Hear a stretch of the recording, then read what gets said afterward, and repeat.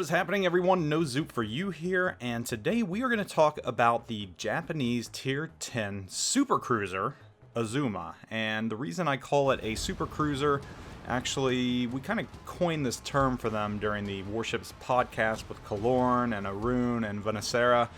Super Cruiser is very fitting of this new class of souped-up battle cruiser type ships that Wargaming is pumping out in Tier 9 and Tier 10. You've got the Stalingrad, the Kronstadt, you've got Alaska, which is just on the cusp of coming out, and Azuma will presumably be the next of these super cruisers available for steel at some point in the near future. And I'm just guessing it's going to be for steel, but it's a pretty fair assumption, I think. So the Azuma itself, it's really taken me a lot of time to think of this preview and what I want to say about it, just because it took me a little while to figure this ship out. And there are a few different ways you can play this ship, but it very much plays like Stalingrad in many ways. It's got great armor, you can bow tank and just soak up damage. I mean, it's very easy to pull off 2 million, 3 million, and upwards of 4 million potential damage in this ship. So first, let's talk about some of the stats of this ship. Then I'm going to go into my commander skills, what I used on the Azuma when I tested her. So, hit points, 71,800. Your main battery, you've got 3 turrets with 3 barrels each, 310 millimeters. So, those are pretty sizable shells right there.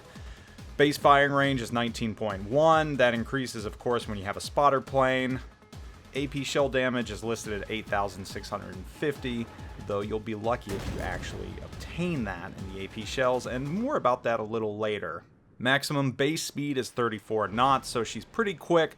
Turning circle radius 920 meters. She is not very fast turning, especially with her almost 14-second rudder shift time. Base surface detectability is 15.1, but you can get that down to 11.6 kilometers, and that's actually one of the very neat benefits about this ship. She very much has cruiser concealment in the body of a super cruiser, and you can really use that to your advantage, whether you're flanking the enemy team or just trying to close in stealthily. This ship has 4 consumable slots. Slot 1, damage party. Slot 2, hydroacoustic or defensive AA. I kind of switched back and forth, but I settled on hydro just because you really don't face a lot of carriers these days. And I really only used it for one point because I was facing a lot of carriers due to some kind of missions Wargaming was running. Slot 3 is your spotting aircraft, and that actually does come in handy. And your last slot, of course, is repair party. Moving on to my commander skills, I'm going to throw these up on the screen real quick for you. There's a couple things that might stand out here, 2 things in particular, and so I just want to highlight these 2 items. You'll notice that I have RPF under the 4-point skills, and another topic that came up during the Warships podcast, which, by the way, give it a listen if you haven't yet, because we talk in depth about the Azuma. Kalorn suggested using RPF. And I hadn't used it at that point, and I switched to it, and I've got to admit, the Azuma makes a very effective destroyer hunter, just because you're very well armored, you're fast, and with RPF and your gigantic, devastating guns loaded with Aichi, you can be an absolute nightmare for destroyers, especially that one lone destroyer that decides to flank you. So don't discount using RPF on this ship. It is completely viable and definitely worth a try. The other thing you'll notice on here is Expert Loader. And the reason I have Expert Loader on here is because to really maximize the full benefits of the ship, you're going to find yourself switching between AP and HE. Though you won't be using AP as much, it's still good to be able to switch to that if a broadside cruiser comes up. Lastly, I've got fire prevention on there just because this ship is giant. I mean, it is very large, it is very long, it is a very big target, and if you're bowed in properly to the enemy, they're probably going to stop firing AP at you because it's not going to do anything, regardless of the ship. Even Yamatos are going to have a hard time doing any reasonable damage to a bow-on Azuma. So fire prevention's a must because most ships are probably going to switch to HE, and HE can whittle away at you, though it takes a little longer. A bow on Azuma is very much like a bow on Stalingrad. They're very similar in their armor and their durability, and again, that's one of the strong draw points of this ship. Now let's talk about this ship overall. As I stated at the beginning of this video, it took me a very long time to figure out how to play this ship. I tried playing it like a cruiser at first. That's not the way to do things. And you really can't push up in this ship either, because if you find yourself in a bad spot that you can't get out of, you're pretty much stuck there. You're stuck until your team can help, or your HP gets whittled away to nothing. And if you try and dislodge yourself from a sticky situation, and you do show broadside, you are going to get wrecked by higher tiered battleships like Yamato and Montana. Your sides cannot protect you completely. Though I will say, you can take a lot more AP damage to the sides than your regular cruisers. But again, that's because you're a super cruiser and you have a ton of HP. And also, the torpedo bulges are a little further away from the internal citadels on this ship. So, it's kind of got turtleback armor right here, which is very nice as well. So that's another pro for the Azuma. I found myself sticking to HE predominantly in the Azuma. This ship is very much a bow in and use HE type of ship. Is it boring? Yeah, it might be for some players. I mean, you can try and play her differently. I mentioned chasing down destroyers. That is one option. You can try flanking in her as well. If you get the flank on her using your concealment, you can do a lot of damage as well, provided that once you get to that flank, you can get your bow in correctly, and so you don't succumb to those broadside AP hits that I was talking about. Her HE is kind of a mixed bag as well. You'll find yourself rolling extreme damage on some volleys, and then other volleys you'll find yourself not doing that much damage. Against cruisers, I've done 6,000 damage on a salvo, only to follow it up hitting in the exact same spots and doing, only 1,000 damage. Same goes for battleships. I've rolled 10,000 HE damage on some battleships, whereas the next salvo I'll only do 1,000. So it's a very mixed bag.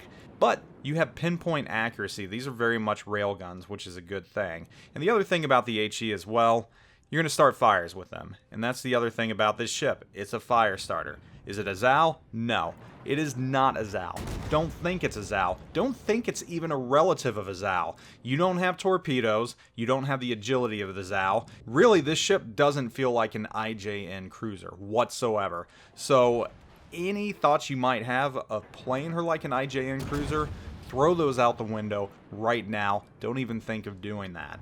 If you try and play her like an IJN cruiser, you're in for disappointment, and you're probably going to wind up getting wrecked. So why would you purchase Azuma? Well, if you've got the Stalingrad already, then you might want her. She kind of complements the Stalingrad, though she's very similar in ways. She does have some differences. Would you use her in clan battles? That's another question. Personally, I don't think I'd use her over Stalingrad. Stalingrad's radar is too important. However, it really depends on what your clan's build out is. You might be able to wedge the Azuma in there if you've got some Henris and you're looking to be a more fast and flanky type of clan. However, it's not a replacement for Stalingrad. I wouldn't grab this ship thinking you can use it in place of Stalingrad, especially in clans. I don't think people are going to jump for this ship over the Stalingrad in random battles as well. They might, just because of that concealment, but then again, I don't know. The other thing about it is the AP on this ship is nowhere near as good as Stalingrad. As I mentioned earlier, you'll want Expert Loader to switch back and forth between your HE and AP, but your AP only works against certain ships, and I found primarily against other IJN cruisers and British cruisers.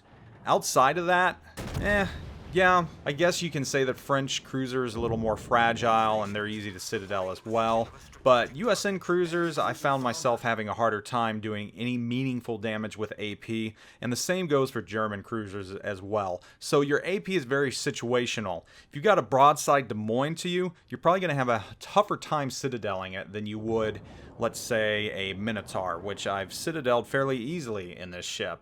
Citadeled Zaos somewhat easily in this ship as well. Des Moines, not so much. Stick to HE and you're going to do 6,000 damage of volleys against it. Really, overall, it's similar to the Alaska in that at the end of the round you don't feel like, hey, that 100,000 damage I did was very, very easy. It was more like, wow, I just got to 100,000 damage, and that absolutely taxed me. And that's what it is. You're doing small amounts of damage throughout the round. Now, you might get lucky and you might set some fires that wind up sticking, and you're going to do the bulk of your damage right then and there, but overall, it is a slow slog to get up to 100,000 damage in this ship. For me, at least, it was. I don't know about other players, and I'm sure there's some other players that have thrown up very good numbers, but for me, I could reliably get 100,000 damage, so I've had good games in it, but I've had no monster games. And that's the Azuma in a nutshell. Again, this is just a work in progress, and this is just a preview on her and my thoughts. So take this information and put it in your back pocket, and from there you can decide whether or not you want to start saving your steel for her. But personally, if you don't have the Stalingrad yet, I would probably use your steel on the Stalingrad if Azuma does come out for steel. Stalingrad, I think, has a lot more utility. Survivability is about the same, but Stalingrad's AP is just so much better, and having that radar is a godsend. Though again, Azuma does have some pretty phenomenal concealment on her. You know, guys, thanks for watching. This is a preview of the Azuma, work in progress, Tier 10 IJN Super Cruiser. I am out. Hey guys, Zoop here. If you made it this far, chances are you at least like something about the video you just watched. Help me out by throwing me a like and a sub my way to keep up to date on all the latest news and upcoming ships. As always, thanks for watching. Zoop out.